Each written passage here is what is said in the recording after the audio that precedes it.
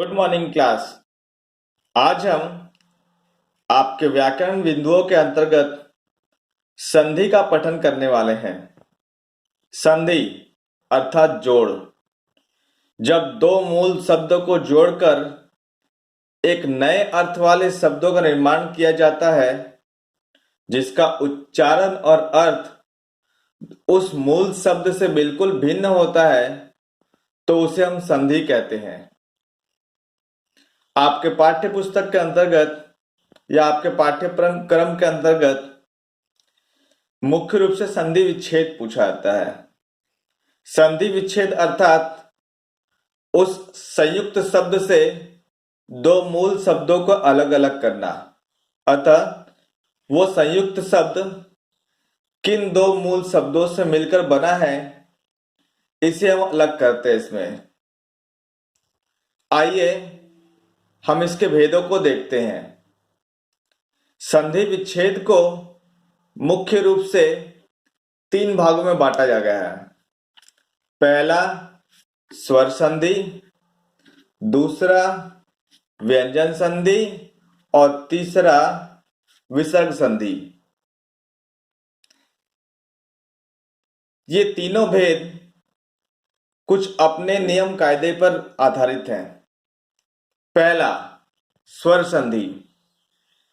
स्वर अर्थात हिंदी के वर्णों में 11 अ आ ई वगैरह वगैरह स्वर व्यंजनों को हम स्वर के अंतर्गत रखते हैं।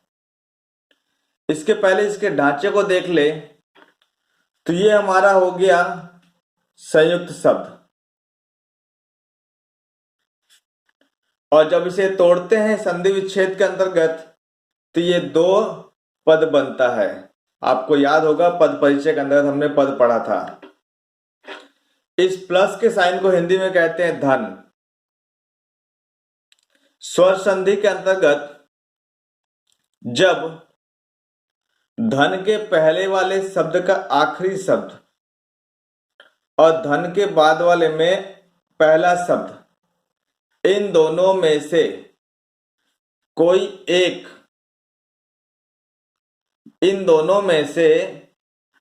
कोई एक स्वर हो तो वह स्वर संधि कहलाता है। उदाहरण के तौर पर देखते हैं हम स्वर संधि। विद्यालय हमारा हो गया संयुक्त शब्द। विद्या प्लस आलय। विद्या में देखिए य पर अगर वर्ण विच्छेद करेंगे हम तो य प्लस आ आता है, और आलय अर्थात दोनों स्वर है तो ये हो गया हमारा स्वर संधि। आप देख रहे हैं दोनों स्वर है तो ये हो गया हमारा स्वर संधि। दूसरा आता है व्यंजन संधि।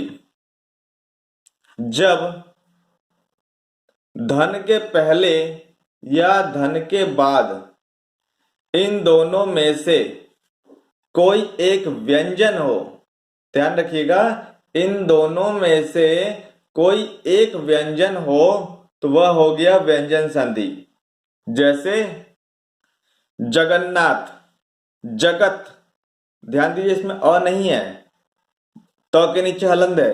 वर्ण विच्छेद के अंतर्गत जब हम त के नीचे हलंत लगा देते हैं तो उसमें से स्वर वर्ण निकल जाता है। तो जगत प्लस नाथ या जगत धन नाथ।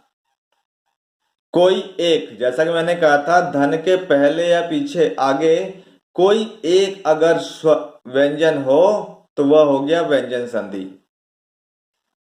तीसरा हमारा है विसर्ग संधि। जब धन के पहले या आगे, धन के पहले या पीछे कोई एक या किसी एक शब्द में विसर्ग का चिन्ह लग जाए। विसर्ग का चिन्ह क्या है? ये दो बिंदु, इस दो बिंदु को कहते हैं हम विसर्ग का चिन्ह।